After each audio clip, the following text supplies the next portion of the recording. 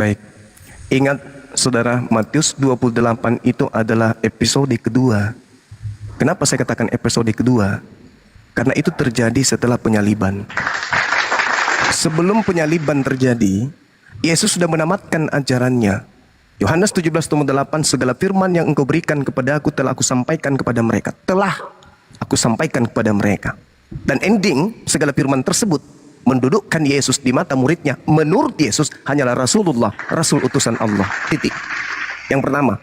Yang kedua, Yesus mengatakan kepada muridnya sebelum terjadi tragedi penyaliban, waspadalah kepada penyesat yang datang kepadamu memakai namaku dan berkata, akulah Mesias, akulah Kristus. Mereka akan menyesatkan banyak orang.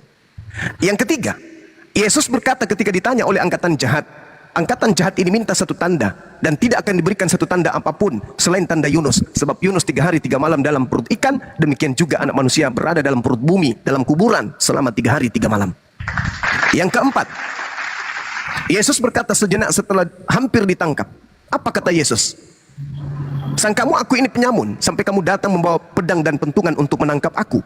Padahal selama ini kamu bersama dengan aku mengajar di bait suci, tapi kau tidak menangkap aku. Tetapi saatmu telah tiba dan saatnya kuasa kegelapan. Yang kelima, Yesus berkata dalam Yohanes 12 nomor 31, saat sekarang juga dunia dihakimi, sebab sekarang juga penguasa dunia, yaitu iblis, telah dilemparkan keluar. Dan yang paling penting yang Anda harus tahu adalah peringatan Yesus kepada muridnya agar waspada kepada iblis yang datang memakai namanya dan berkata, akulah Yesus. Dan dia akan menyesatkan banyak orang. Ingat, yang Anda baca Matius 28 itu adalah oknum yang keluar dari perut bumi pada hari ketiga. Makanya murid-muridnya ragu. Dan satu hal yang perlu saudara Mikael pahami adalah, selain Tuhan, pencipta langit dan bumi, ada satu makhluk yang minta disembah. Yesus apakah minta disembah? Tidak. Apakah Yesus ingin disembah? Tidak. Hanya iblis yang ingin disembah. Mari kita lihat dalilnya. Ketika dikatakan, ketika mereka melihat Yesus, melihat dia, mereka menyembahnya. Tetapi beberapa murid ragu-ragu. Kenapa ragu? Kenapa ragu? Karena mereka tidak yakin itu adalah Yesus. Anda coba lihat di dalam Lukas 4 nomor 7. Apa kata iblis kepada Yesus? Hei Yesus, jikalau kamu menyembah aku, seluruh dunia dan kemegahannya akan aku berikan kepadamu, sebab aku berkuasa memberikan semua itu kepada siapa yang aku kehendaki.